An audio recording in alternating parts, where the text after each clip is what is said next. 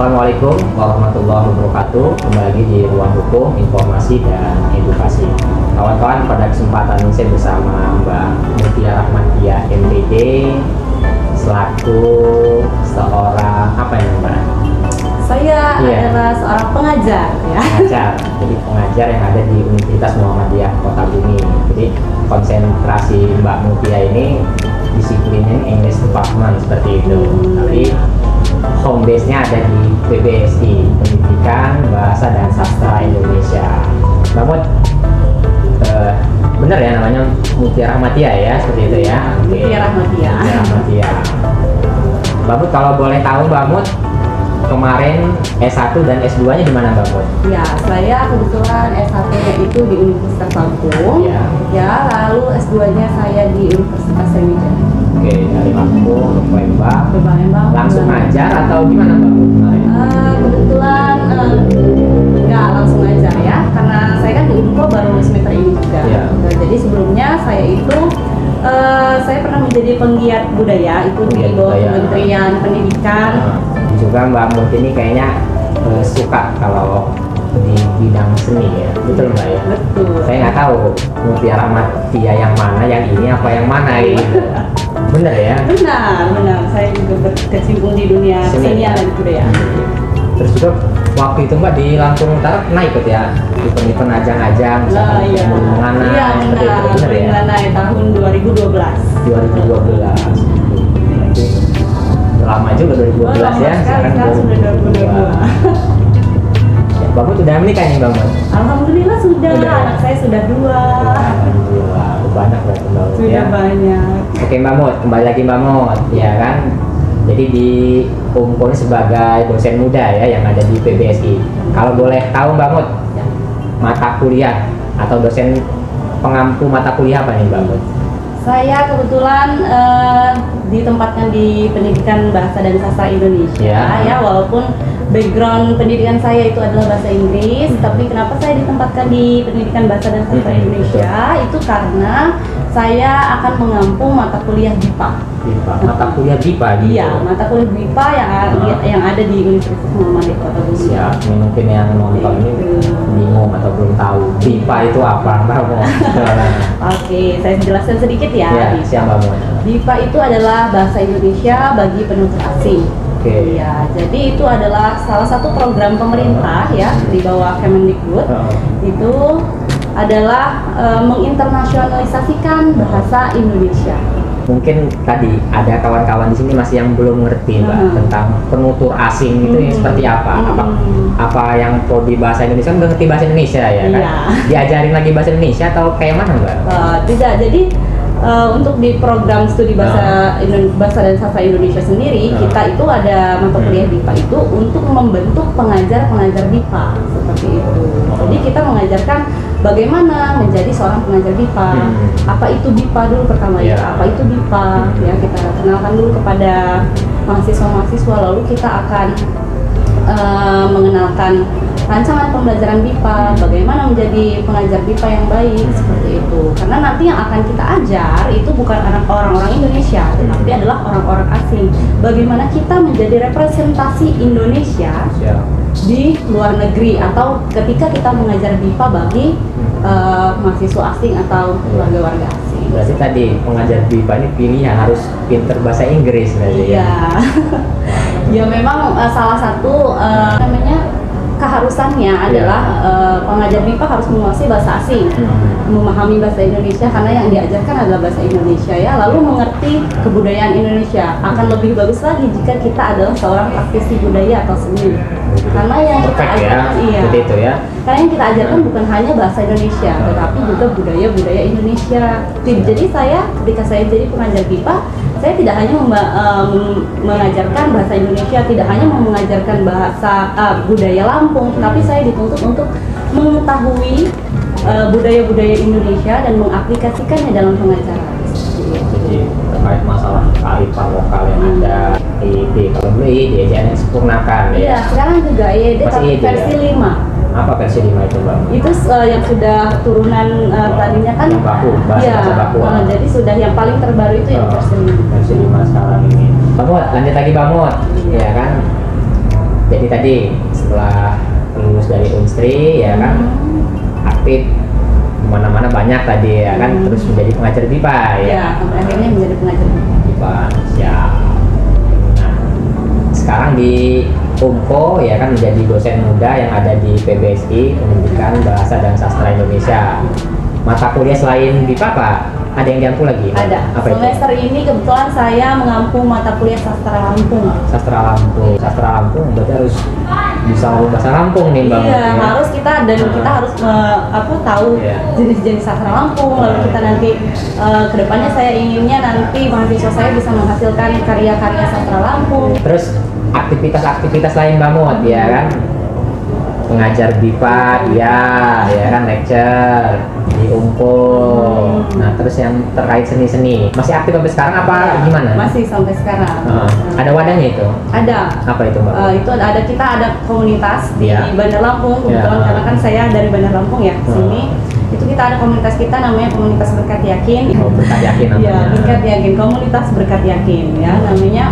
Itu yang menaungi pembelajaran drama, teater, kepenulisan seperti itu. Jadi kita juga melakukan penelitian bahasa dan sastra Lampung seperti itu yang nanti diaplikasikan ke pertunjukan teater misalnya. Terus kalau tadi kan Mbak bilang di Berkat Yakin dalam wadah tersebut, yang Mbak naungi bener, yang Mbak lakukan spek Mbak bener yang di mana itu? Saya sih penggembira saja ya di situ. Penggembira. Jadi sebenarnya saya lebih ke tertariknya itu ke ya interestnya lah ya, gitu. Ketertarikan saya ke penulisan. Tadi kan namanya wadah kan banyak ya seperti itu ya kan. Kalau misalkan di hukum ada legal standing, misalkan situ di dalamnya yang konsen dalam peradilan semu ya kan, public speaking, LO legal opinion. Jadi Mbak terkait masalah penulisan seperti itu. Ketertarikannya di situ dan juga sastra tradisi. Terus Mbak, itu yang di Bandar Lampung, di komunitas di Bandar Lampung Berkat Yakin tadi, banyak nggak orang Kota Bumi yang di komunitas Mbak itu? Orang Kota Bumi ada, ya ada karena itu adalah komunitas itu timbul dari ketika saya S1 ya, saya S1 itu bergabung di komunitas di kampus juga di Unila yang namanya UKM FKSS itu. Lalu alumni UKM FKSS dan UKMBS itu biasanya yang sudah lulus itu akan ke komunitas Berkat Yakin karena memang isinya senior-senior kita yang tadinya di UKMBS, di UKM FKSS, lalu membentuk komunitas di luar ya independen itu ya ada beberapa orang-orang Kota Bumi yang memang sama-sama berkecimpung gitu. Eksis juga lah orang Kota Bumi. Iya, ada di mana-mana orang Kota Bumi. Dan keren-keren ya. Pastinya lah kita orang Kota Bumi ya kan. Terus Mbak, yang BIPA tadi ya kan, bahasa Indonesia bagi penutur asing. Jadi daftarlah Mbak di BIPA ya kan. Benar. Terus ke luar negeri, jadi ke Filipina ya. Jadi ada proses rekrutmennya. Seperti itu. Kalau waktu itu saya angkatan 7 di Kemdikbud itu angkatan 7 di tahun 2018. Saya ikut rekrutmennya itu melalui 3 tahapan ya sampai akhirnya saya diterima dan mendapat pembekalan BIPA. Lalu setahun kemudian saya ditugaskan. Kebetulan saya ditugaskan ke Filipina ya dan ditugaskan lagi oleh KBRI karena KBRI yang menugaskan kembali. Saya ditugaskan di mengajar bahasa Indonesia di 4 universitas di Filipina. Universitas apa aja di Filipina? Oke, ada namanya Ateneo de Manila University, lalu ada University of Philippines in Diliman, lalu ada Teachers National College, lalu ada Centro Escolar University. Mbak kan 1 semester lah kurang lebih ya di Filipina. 6 bulan seperti itu. Apa budaya-budaya yang sudah Mbak transfer ke sana atau tadi yang Mbak terima terkait masalah BIPA internasionalisasi bahasa Indonesia ini sendiri Mbak? Jadi kalau kemarin ketika saya ditugaskan di sana itu saya pernah mengadakan workshop bersama dengan KBRI Manila, itu mengadakan workshop menari, latihan menari tradisi. Itu kebetulan yang saya bawakan adalah tarian Sigo Pungunten. Jadi saya memberikan workshop itu kepada mahasiswa di sana. Lalu bersama-sama KBRI kami lalu melakukan workshop lagi ke 24 universitas dan sekolah yang berada di Filipina ya, di Manila ataupun di luarnya. Itu di 24 universitas dan sekolah itu kami membawa tarian tradisi. Waktu itu saya membawakan tarian Betawi karena kebetulan di KBRI-nya tidak ada pakaian Lampung, jadi saya harus menyesuaikan diri apa yang bisa saya tunjukkan, yang bisa saya transfer itu ke mereka. Jadi ketika itu ada Betawi, jadi saya dituntut karena pengajar BIPA ini dituntut untuk serba bisa ya, dituntut untuk serba bisa, serba tahu semua budaya seperti itu. Jadi tidak hanya budaya Lampung. Ketika ada baju Betawi, jadi saya menampilkan pengetahuan tentang tari Betawi waktu itu Lenggang Nyai. Lalu juga kami mengadakan workshop kuliner di sana.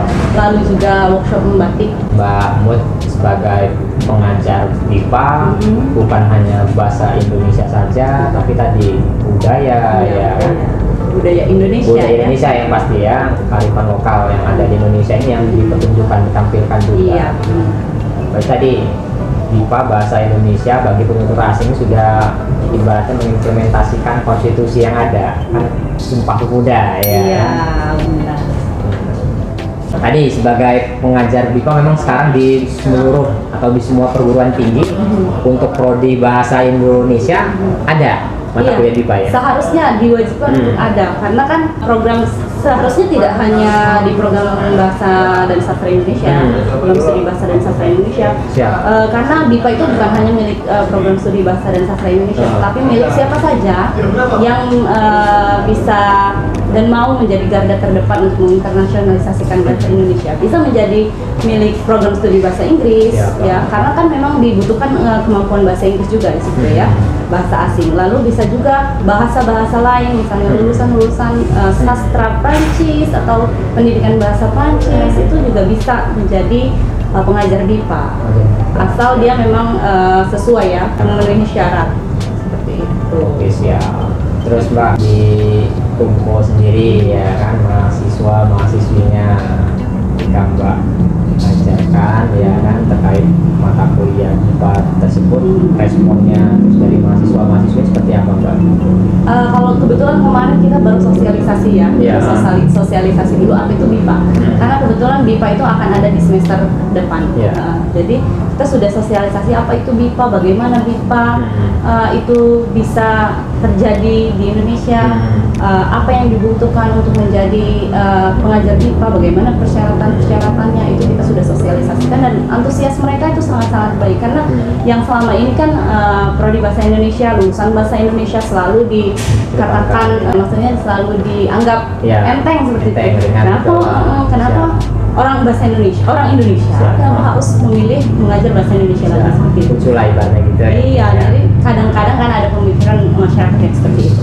Tapi karena ada program BIPA ini, jadi kita ingin menunjukkan bahwa lulusan program studi bahasa dan sastra Indonesia tidak hanya bisa menjadi guru, tetapi bisa mengajar di luar negeri, bisa menjadi profesi-profesi lain yang memungkinkan, yang berkaitan dengan bahasa, seperti misalnya mereka bisa menjadi sastrawan, bisa menjadi pewarta dan segala macam. Dan satunya lagi adalah bisa menjadi pengajar BIPA di luar negeri ataupun di dalam negeri seperti itu. Oke, siap. Jadi tadi sekolah atau lulusan dari PBSI, Prodi Bahasa Indonesia ini outputnya sangat luas seperti itu, kan bisa di mana aja. Terus juga jangan sampai tadi underestimate ya, kan. Untuk tadi kan mau masuk ke Prodi Bahasa Indonesia ya kan, ngapain kita kan sudah dari kecil belajar bahasa Indonesia. Kadang ada pemikiran-pemikiran seperti itu. Ternyata tadi untuk bahasa Indonesia dan sastra Indonesia sangat luas seperti itu Pak ya. Karena apalagi didukung dengan program pemerintah yang ingin menginternasionalisasikan bahasa Indonesia tersebut. Oke kawan-kawan, kita lanjut lagi dengan dosen UMKO yang sangat kece yang ada di PBSI. Kawan-kawan, di UMKO ini ada 4 fakultas dan 12 prodi. Jadi ada Fakultas Keguruan dan Ilmu Pendidikan, ada Fakultas Hukum dan Ilmu Sosial, ada FPP, Fakultas Pertanian Peternakan, dan ada FTIK, Fakultas Teknik dan Komputer. Terus ada 12 prodi, ini sangat banyak nih kawan-kawan prodinya. Ada bahasa Inggris, ada bahasa Indonesia, ada matematika, ada PGSD, ada penjas, ada hukum, ada ilmu komunikasi, ya. Terus ada agribisnis, agroteknologi, ada MTPT, ada komputer, yang terakhir ada S2 hukum kawan-kawan. Jadi di Bram Figma Podcast ini setiap pekan kita akan undang dosen-dosen muda yang ada di Universitas Muhammadiyah Kota Bumi. Karena kawan-kawan, dosen-dosen ini sangat luar biasa yang ada di UMPO ini, aktivitasnya, track recordnya, dan seterusnya kawan-kawan. Nah, pada kesempatan ini saya bersama Mbak Mutia Rahmatia MPD selaku lecturer yang ada di Universitas Muhammadiyah Kota Bumi. Mbak Mut, kita lanjut lagi Mbak Mut. Tadi kan sangat banyak tuh aktivitas Mbak ya kan, sebagai pengajar BIPA, terus tadi di dunia seni juga, sekarang tadi mengabdi ke tempat tinggal, ke tanah kelahiran balik lagi ya, balik lagi di UMPO ini. Nah, Mbak Mut, harapan Mbak ke depan ya kan, sekarang sudah menjadi dosen, pastinya tadi harus lebih bermanfaat lagi seperti itu ya kan. Apa yang akan Mbak lakukan ya kan, terobosan-terobosan Mbak untuk UMPO ke depannya biar lebih maju lagi Mbak? Iya, kalau harapannya ya, harapannya karena sudah mendapat dukungan dari rektor dan jajarannya, mungkin kedepannya kita akan membentuk lembaga BIPA yang akan bekerja sama dengan kantor hubungan internasional, urusan internasional ya. Karena kemarin kan juga kita sudah mengundang dari KUI ya, mengundang mahasiswa asing untuk belajar di sini ya, benar. Dan lalu itu mungkin akan diselipkan dengan pengajaran-pengajaran BIPA. Bagaimana mereka bisa berbahasa di Indonesia dulu, walaupun tidak lama ya mereka kuliah daring di sini. Dan juga kita akan mengajarkan budaya-budayanya, termasuk budaya Lampung. Siap. Misalkan BIPA ini bahasa Indonesia bagi penutur asing. Jadi subjeknya ini orang asing seperti itu. Tapi tadi secara nggak langsung dari Mbak Mut ini mentransfer ilmu dulu, baik kepada mahasiswa, terus bagi dosen-dosennya juga seperti itu Mbak ya. Jadi ketika ada orang luar ya kan yang masuk, atau tadi dari dalam ini ke luar negeri, ini ada budaya-budaya, terus juga ada penutur ya untuk orang asing agar bisa bahasa Indonesia yang baik dan benar seperti itu Mbak Mut. Terus Mbak Mut, untuk Mbak Mut sendiri Mbak Mut, ke depan untuk beberapa tahun ini ada harapan ya kan, atau tadi kepingin untuk sekolah lagi atau seperti apa Mbak Mut? Iya, kalau harapan untuk pribadi ya? Iya, harapan pribadi ini betul. Kalau untuk harapan pribadi sih inginnya melanjutkan studi lanjut ya. Siap. Doktoral itu mungkin pinginnya sih saya mengambil konsentrasi di bidang linguistik antropologi. Antropologi ya. Jadi kita bisa melakukan penelitian bahasa melalui budaya seperti itu. Karena yang kita tahu ya di Lampung sendiri itu sebenarnya banyak sekali yang bisa kita gali, tetapi peneliti untuk di bidang itu tidak begitu banyak, sehingga referensi tentang budaya Lampung dan sebagainya itu sangat sedikit sekali. Jadi harapannya sih di PBSI, karena kita kan bahasa pendidikan prodi program studi pendidikan bahasa dan sastra Indonesia. Sastra Indonesia termasuk di dalamnya sastra Lampung ya, seperti itu.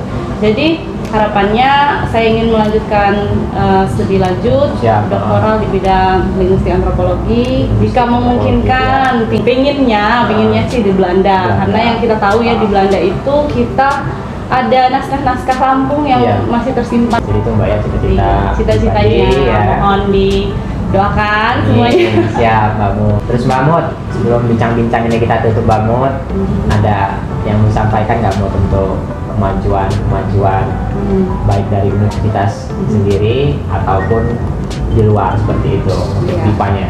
Iya. Kalau untuk BIPA sendiri ya, kita harus patut berbangga hati karena sudah ada mata kuliah BIPA di sini. Jadi harapannya nanti lulusan prodi bahasa Indonesia maupun bahasa Inggris nantinya, mungkin nanti di depannya kita mulai dari bahasa Indonesia dulu, itu bisa menjadi pengajar BIPA dan menjadi garda terdepan bagi untuk menginternasionalisasikan bahasa Indonesia, bahasa dan budaya ya, terutama bahasa Indonesia seperti itu. Seperti tujuan dari pemerintah kita untuk menginternasionalisasikan bahasa Indonesia, dan diharapkan juga, harapan saya pribadi, dengan adanya BIPA ya, nanti kerjasama dengan kantor urusan internasional itu bisa membawa Unko lebih dikenal lagi seperti itu. Tidak hanya di lokal, nasional, mungkin kita bisa go internasional ya Unko ini seperti itu. Jadi harapannya seperti itu. Hadirnya nanti BIPA ini nantinya kita mungkin akan membentuk lembaga BIPA, mungkin nanti kita bisa mengadakan kerjasama atau memberikan beasiswa misalnya pembelajaran bahasa Indonesia dan budaya secara daring seperti itu. Jadi bisa ikut mengenalkan Unko ini ke kancah internasional seperti itu. Jadi jangan ragu lagi untuk daftar kuliah di Unko seperti itu, karena dosen-dosennya berkualitas sekali seperti itu ya. Luar biasa. Oke Mbak Mut, terima kasih Mbak Mut sudah mau bincang-bincang di Grand Figma Podcast. Baik, terima kasih Sudah meluangkan waktunya ya kan. Kawan-kawan, nanti kita akan undang dosen-dosen muda, dosen-dosen yang sangat luar biasa yang ada di Universitas Muhammadiyah Kota Bumi. Salam kepastian hukum, kemanfaatan dan keadilan. Assalamualaikum warahmatullahi wabarakatuh.